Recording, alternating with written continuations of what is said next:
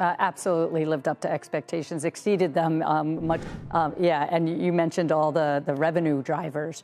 We also signed a historic media deal since. Did you catch the WNBA drama lately? Commissioner Cathy Engelbert's in hot water, and Caitlin Clark's fans are ready to riot. But here's the real question. Is this apology mess helping or hurting the league? Let's break it down. So here's what's going on. Engelbert said some stuff in an interview that made WNBA players mad. They thought she was brushing off their worries about how fans treat them. Now, Caitlin Clark's fans are all fired up too, thinking the league doesn't care about the new star. These rookies have put on quite a season, and it's not just Caitlin and Angel. Rickea Jackson and other rookies are killing it this year. We do sit at this intersection of culture and sport and fashion. You know what's crazy? This isn't just about hurt feelings. We're talking about the future of women's basketball here. If Engelbert can't smooth things over, it could be game over for the WNBA's growth. Players are upset, fans are taking sides, and the league's stuck in the middle. Talk about a circus. With the league in chaos, all eyes are on Cathy Engelbert's next move. But here's the real question. Did her so-called apology just make things worse? Let's break down what she actually said and why it's got everyone from players to Caitlin Clark's fan base up in arms. It all started with a CNBC interview where Engelbert dropped a bombshell. She said, "You need rivalry. That's what makes people watch." But now it seems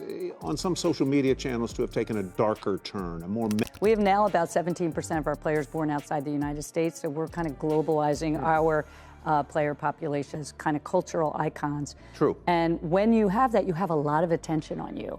There's no more apathy. Everybody cares. Sounds innocent enough, right? Wrong. Players took it as a slap in the face, thinking Engelbert was brushing off their concerns about fan behavior. Now imagine you're a WNBA player. You're dealing with nasty comments on social media, maybe even racist stuff. Then your commissioner comes out talking about rivalries, like it's all just a game. No wonder they're furious. But wait, it gets even crazier. Engelbert tried to fix things with a Twitter apology and personal letters to each player. Sounds nice, doesn't it? Well, not according to the fans. They're calling it a fake apology that's just making everything worse. And so we have that moment with these two. But the one thing I know about sports, you need rivalry. That's what makes people watch. They want to watch games of consequence between rivals. The social media is different today than it was in 1979 when it didn't exist. But, you know, I always tell the players, you know, I was told a long time ago. Why? Because instead of addressing the real issues, Engelbert's apology feels like she's just giving in to player demands. It's like throwing water on an oil fire. It's just spreading the flames. The players' union isn't happy either. They want Engelbert to acknowledge the vile, hate, racist language players face on social media. But here's the kicker. They didn't give any specific examples. It's like they're fighting an invisible enemy. So now we've got a perfect storm. Players feel disrespected, fans think the players are entitled, and Engelbert's stuck in the middle trying to keep everyone happy. It's like watching a game of hot potato, but the potato is a ticking time bomb. And where does this leave Caitlin Clark and her fans? They're watching this whole mess unfold, wondering if the WNBA is really ready for its next big star. If someone's typing something in and you wouldn't ask their advice, ignore it. So it's a balance, but certainly from a marketing dollars, but corporate partners are stepping up to endorse these players. Agreed, rivalries are good. Manning and Brady, the prime one among them. If the economy turns sour, how does it affect your business? Yeah, in sports, a lot of the corporate partnership dollars are discretionary dollars. That's why it's important to lock in. And it's like inviting someone to a party, then having them show up to find everyone arguing. Before we continue, I'd like to ask for a quick favor. If you're enjoying this content, please take a moment to like the video and subscribe to the channel. Over 98% of our viewers watch without subscribing, and while it's free for you, it makes a world of difference to us. Have you hit that subscribe button? Awesome. Thank you so much for your support. Now, let's get back to the video. Are WNBA players asking for too much, or are fans crossing the line? This clash is about to reveal who's really calling the shots in the WNBA. Let's talk about the players' complaints. They're saying they're facing some nasty stuff on social media. Racist comments, homophobic slurs, you name it. Sounds pretty rough, right?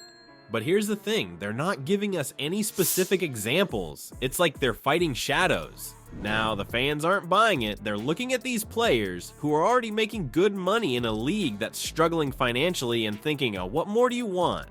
It's like watching a family argument where one kid wants a bigger allowance while the parents are trying to keep the lights on. Remember what the players union said? They want Engelbert to address the vile, hate racist language players face online, but without concrete examples, it's hard for fans to sympathize. It's like complaining about a bad call in a game, but the replay doesn't show anything. And let's not forget about the league's money problems. The WNBA isn't exactly rolling in cash. So when players start demanding more, fans get frustrated. They're thinking, hey, we're just trying to keep this league alive. It's like asking for a raise when your company's stock is tanking. But here's where it gets tricky. Engelbert's apology might have opened Pandora's box. By giving in to the players' demands without addressing the real issues, she might be encouraging more demands in the future. It's like giving a kid candy to stop a tantrum. It works for now, but what about next time? This whole mess is showing us something bigger. There's a disconnect between the players, the fans, and the league. The players want respect and protection. The fans want entertainment and a league they can be proud of. And the league? They're just trying to keep everyone happy while keeping the lights on. So who's really entitled here? The players who want protection from harassment? The fans who want a league that's financially stable? Or maybe it's the league itself, thinking it can keep everyone happy without making real changes? You thought the drama was just about social media posts. Think again. The WNBA's money problems are about to turn this whole situation upside down. We're not talking chump change here. We're talking enough cash to make or break the entire league's future.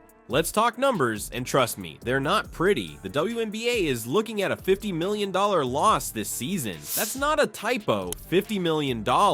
It's like the league is playing a game of financial Jenga, and someone just pulled out the wrong block. Remember when the WNBA was losing $10 million a year? Those were the good old days. Now, it's like they've stepped into a money-burning machine. And you know what's crazy? This is happening right when players are asking for more. Imagine you're running a lemonade stand that's losing money and your employees start asking for raises and private jets to deliver lemons. That's basically what's happening in the WNBA right now. Players want higher salaries, better treatment, and even chartered flights. But with the league bleeding cash, it's like asking for caviar when there's barely enough for bread and butter. Now, don't get me wrong, the players have every right to ask for better conditions, but here's the thing, if the league can't figure out how to make money, there might not be a league to play in at all. It's like they're all on a sinking ship, arguing about who gets the nicest cabin, and guess what? If the WNBA can't balance keeping players happy and staying afloat financially, we might be looking at game over. We're talking about the future of women's basketball here. No pressure, right? But hold on, it's not all doom and gloom. There might be a way out of this mess. The league needs to get creative. We're talking better ways to make money, more sponsorships, and finding ways to get fans excited and filling those seats. Imagine if they could turn things around. Picture-packed arenas, big-name sponsors fighting to get involved, and players who feel valued and supported. That's the dream, right? But to get there, everyone, players, fans, and league officials, needs to be on the same page.